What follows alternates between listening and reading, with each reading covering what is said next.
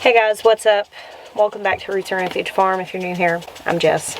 I'm glad you're here. And if you're not new here, I'm also glad you're here. Today I'm making a video that is much requested, that I don't make very much because frankly, I have a lot of kids and when it comes to cooking dinner, I'm just trying to get it done. But I am making a commitment this year to do more content like this because I do really recognize the value.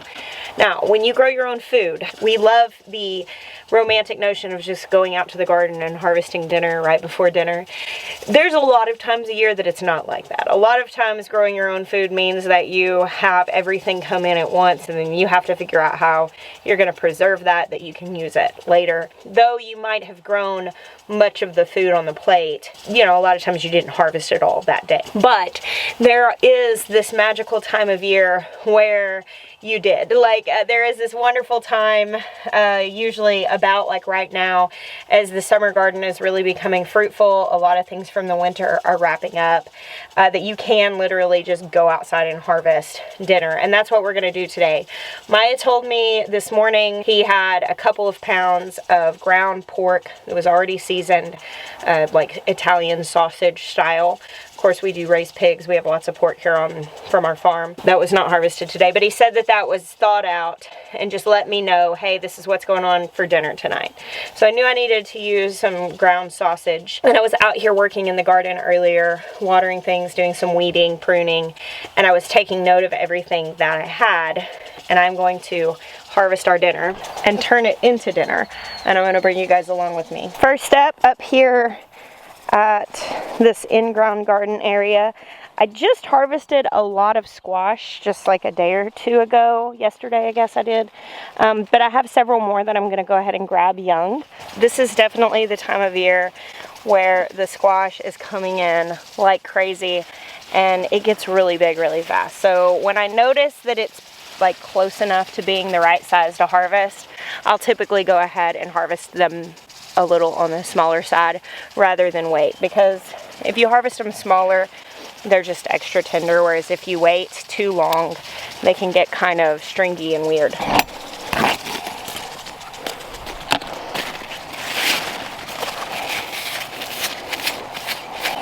Brush the insect eggs off while I'm out here.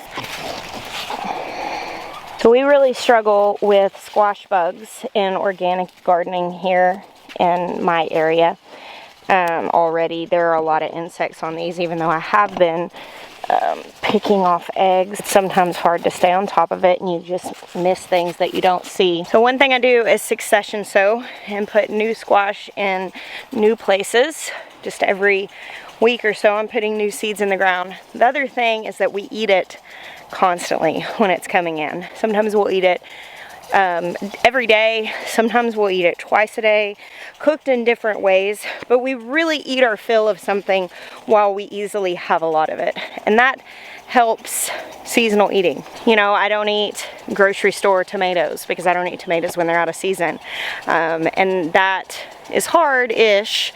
I mean, I think grocery store tomatoes taste like disappointment. They really just don't even compare to the homegrown tomatoes that I experience from the garden, but I so eat my fill of them when they're in season that I don't mind waiting for them out of season. So I had a ton of volunteer holy basil this year. As you can see, I've literally got multiple rows of it. And we whacked it down in the walkways. It's kind of come back. But I didn't really have a great reason to pull it out because we use so much of it for making tea. I decided to let a lot of it just grow. This is probably way more than I need. It is currently covered in bees. They definitely like it. So while I'm harvesting this year, I'm going to be pretty intense, just cutting it straight off, not necessarily trying to harvest lightly. If you only had like one plant, you wouldn't want to take more than like half the plant at a time just to keep it in a fast growth rate. I don't really care because I have so much of it, so I'm just kind of going for it and primarily just cutting this off all the way across. So this is my beverage for dinner. I'm gonna make some tea out of that tulsi. I got my squashes. Set this in here. What are y'all doing? We're looking for you. Looking for me? Yeah. I'm getting some dinner. Oh, are you? What are you doing? That's basil, isn't it? Yes, Are you making basil tea? I am. You were highly favored. After being out of town for several days, I came back and I noticed that some of my potatoes were looking really poorly, and they were just largely defoliated by Japanese beetles. Yeah, like look at this. Got lots of defoliation. That's actually just like a weed. A lot of little bugs on there. Move the straw the way first. See, because there will be some sitting up on the top that you miss. Okay. I don't see any. You don't see anything? Okay. I see a worm. Look at this. Oh, that's not a worm. That's a root.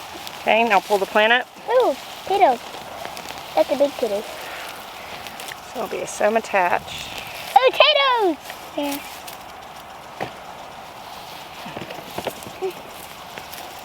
I got two. Hey, like a beetle. Beetle. Okay, that's good. We can stop here. Wait, that's all we're getting? Yeah, we're not going to take them all out right now. Can I get a few more? Oh, that's big. My hands are like blue. Whoa, Dad found a jackpot.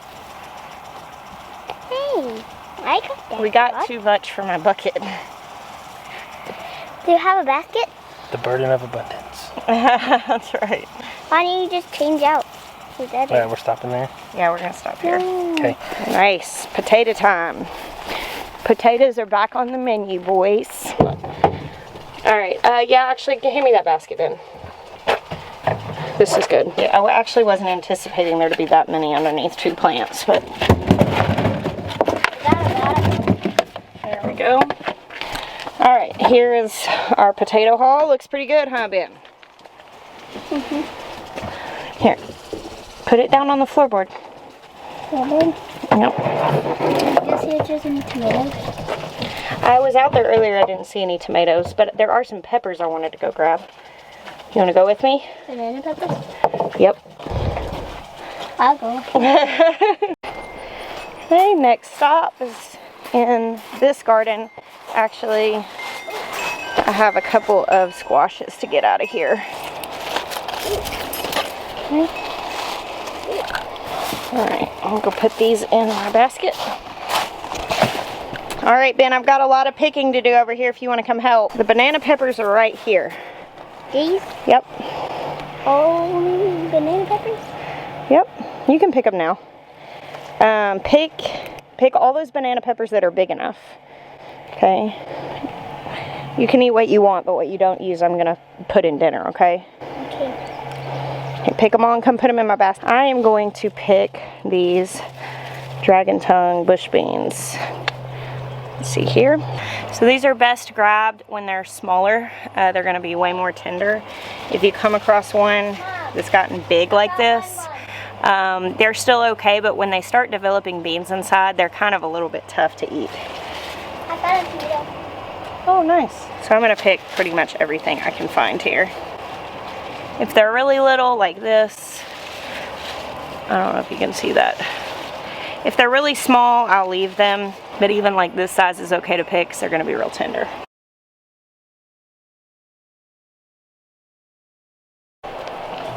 Well, I just picked a mess of beans. Is that the official term for multiple beans? You know, like a murder of crows or a flock of chickens? A mess is anything you got a lot of out of the garden, and especially whenever you weren't intending on that being your evening. Too hot out here for an apron. It is hot. But a mess is when, like, you picked a mess of beans whenever you were just trying to get dinner, and instead you got dinner plus a chore. So, but I wanted to pick all of these dragon tongue bush beans because the nature of anything like that is that if you keep picking all the young ones off, it's not always the case that you'll get a bunch more, but plants are just trying to make seeds. And so in here, when this matures and the seeds form and it starts drying up, it tells that plant that it's done, it's reproduced, it's done its job. All plants are just trying to reproduce. Tomatoes, they make fruit, and obviously we're picking those off. In a lot of cases, not all cases, but in a lot of cases, once a plant is allowed to make its seeds and they reach maturity, they kind of stop producing so much. And so picking oftentimes leads to more harvest, and cutting flowers as well. So when I saw those beans, I didn't need them all, but I didn't want to leave them on there because I don't want them getting, one, to a point of being unusable, and also I want to keep telling that plant, I would like more beans, please, plant. All right, the next part of my harvest for dinner is some onions. I've not yet mastered onions in South Carolina. So far, the last 2 years I've lived here, I've planted them when I thought they should be planted, and then an unusual freeze killed them back, and when they came back they went straight to seed, which means they're usable but they don't store very well. So I've just been harvesting them as I use them, but some of them are getting to the point that like they're just gonna rot in the ground if I don't get them out. So I started pulling them today. It was a little too wet this morning for them to come out easily, so I stopped. But these are some that I had pulled out. I'm gonna put them in my potato basket because they are obviously dirty. Real food comes that way. But I don't want to put them in with a holy basil because I'm not trying to get it dirty. In that same vein, I've got some elephant garlics that I pulled out earlier today. I'm gonna take those. And here's some basil. So this particular type of basil does not go to seed. It's called Perpetua or something like that. It's a variegated basil. But if you have another basil like that is more prone to going to seed, when you need to harvest it, it's nice to come pick the tops off of all of the stems that are growing. Specifically, you'll see little branches coming off with new branches forming in the armpits. And when you see that, like here, you want to pull off right above one of those branches. So that's going to allow these little stems coming up in the armpits to branch off, and you're going to get bushier basil that doesn't go to seed. You can still eat it after it goes to seed. However, as with a lot of things, once they sprout like that, the flavor kind of changes. If you want your basil to stay tasting good, especially like sweet basil, you want to prune it like this. Also makes it bushier, lasts longer, you get more. Completely irrelevant in the case of that particular basil plant because that variety doesn't go to seed. I'm also going to go ahead and grab some of this parsley. Now this is starting to go to seed. I've been breaking it off and kind of throwing it to the side, but it's going to be pretty persistent in doing that because parsley doesn't like the warm weather. It still tastes okay right now though. Is it fine that there's bugs in it? Yeah, that's fine. Thank you, sir. You can carry it out to the thing. All right, I'll meet you guys inside where we're going to turn this, harvest these ingredients into some dinner.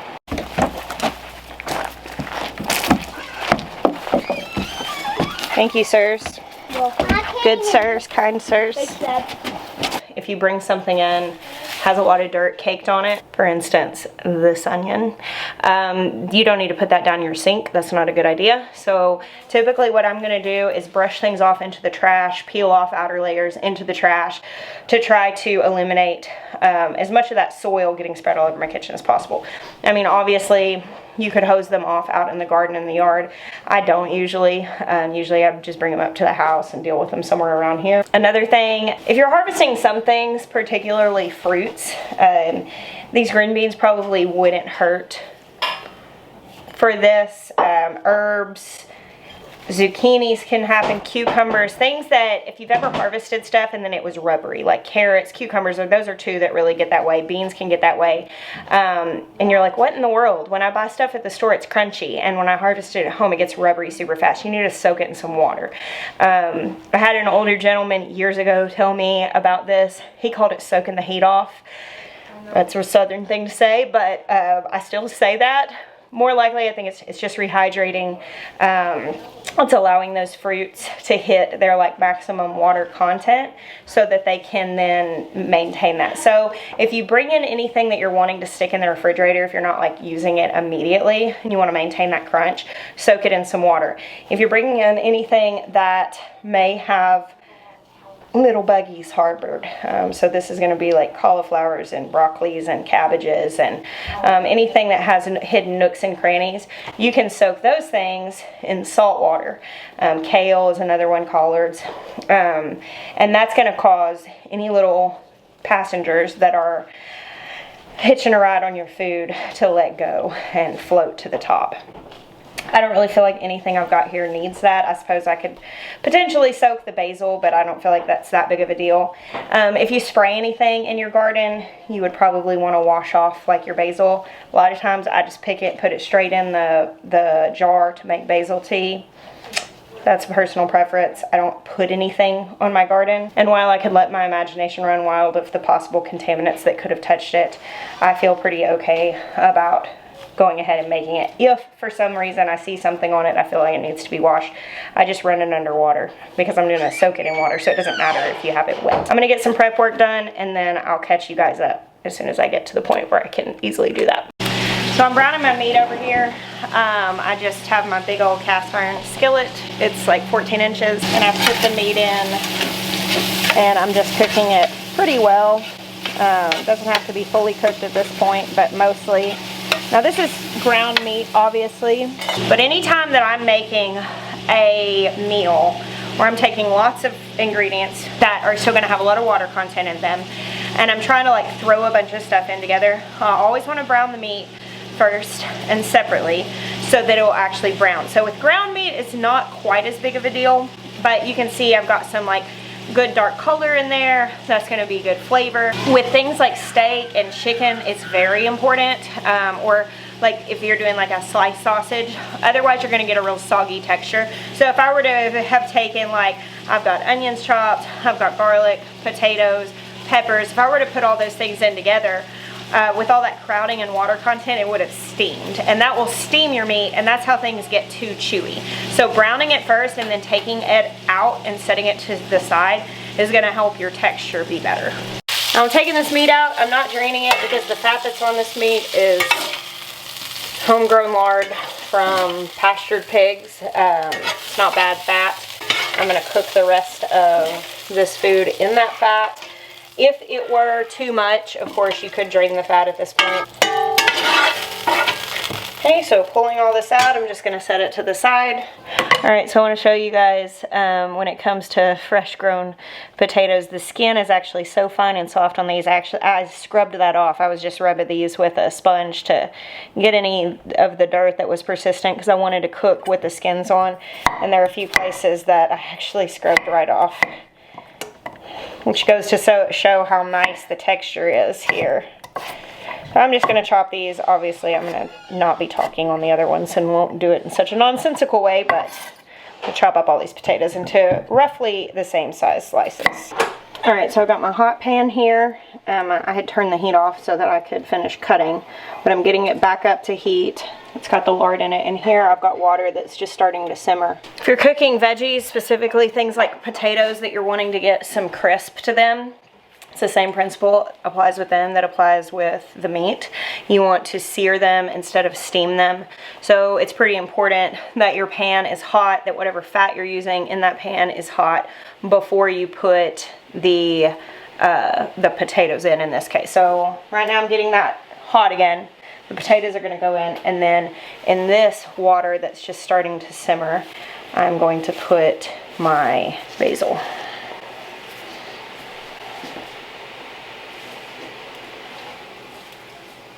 I measured that. It's a gallon of water because I'm just making 2 jars of basil right now. I have written instructions for basil tea on my website. I'll put a link to them. We did a little different when we made that video. We steeped it in the jars. I'm steeping it in a pan, and then I'll just strain it into the jars, but it's the same general idea.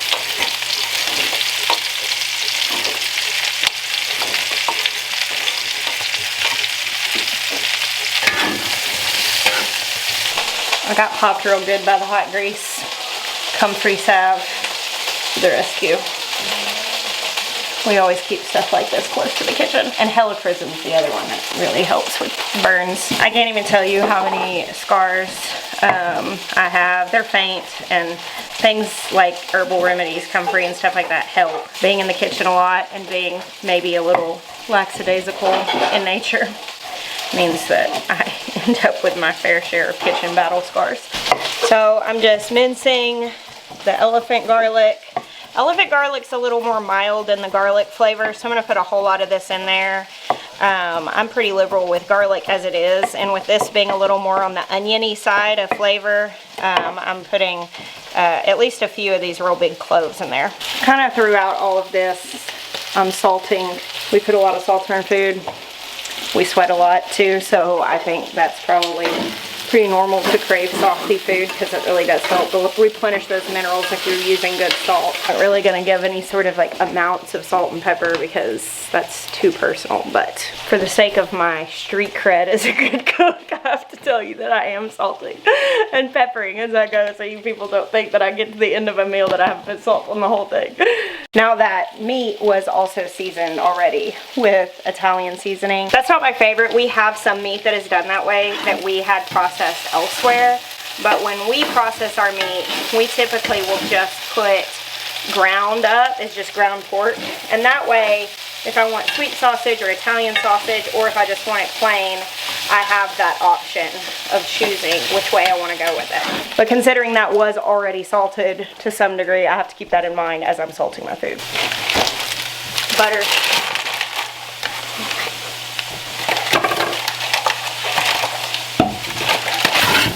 These potatoes have been cooking for about 15 minutes. They're not fully cooked through yet, but they have some good crispy bits and they have started to soften. So I'm going to add some more stuff in here. Here I've got some cut up peppers, the herbs I picked, as well as chopped garlic, elephant garlic.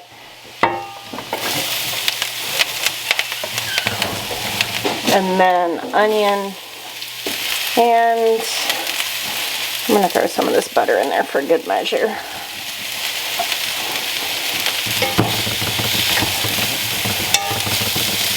Obviously, this is very exact.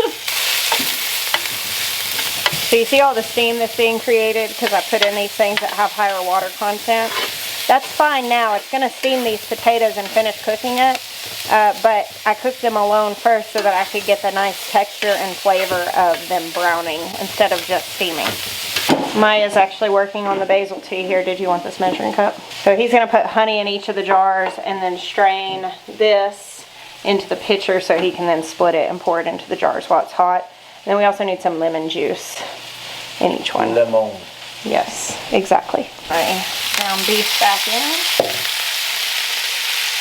Oh, that's pork, not beef. I said that wrong.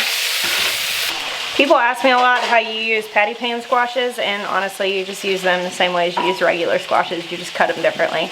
And usually, if you're harvesting them small, even that's not that big of a difference. You just sort of have to notch out the stem area because it can get kind of woody underneath it.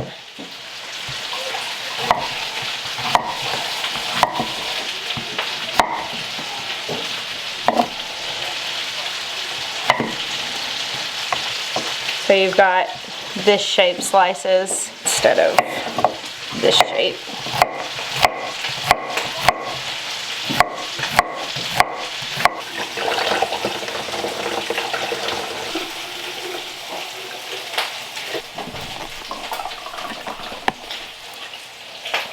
Nice. You're just going to put the lid on and shake it. I went through all the trouble to pick those beans, and I'm not even going to cook them in this meal. Just I got all of the stuff going, and it's substantial enough without them. So I'm going to stick those in a bag in the fridge, and we'll cook them tomorrow, or I will blanch them and put them in bags to freeze them. Now here we have some options. I'm cooking this squash with, I got to put these onions in there. The rest of my chopped onions. And I'm just cooking those in that butter. I'm going to put some salt, pepper, and herbs on this and cook it down till it's nice and soft enough to eat. You could put cheese on top of that. I'm not going to do that. Here, this could go in a lot of different directions. We usually will just eat something like this that has meat and potatoes and some veggies and stuff in a bowl. You can put fried eggs on top of that. Fried eggs make everything taste better because it's like protein and a sauce all mixed in one. Also, hollandaise sauce is amazing on top of any sort of scramble bowl. You could beat a dozen eggs. Now, you probably wouldn't need to make it this scale. For my family, I have to do a lot. You could beat eggs and pour it into this and just like scramble eggs with it. You could get some, bless you, you could get some tortillas and make essentially kind of like a breakfast burrito. You could go all over the place with it. We'll probably do that tonight because I have some corn tortillas as well as some grain-free tortillas in there, and we like that because you could put cheese on it for the people who want cheese. You can put hot sauce on it, and that's kind of the direction we'll like to go sometimes. But here on my stove is a pretty substantial dinner for us, for all of our kids, and literally every bit of it aside from the salt that we season with, the pepper that we season with, all the herbs came from the farm.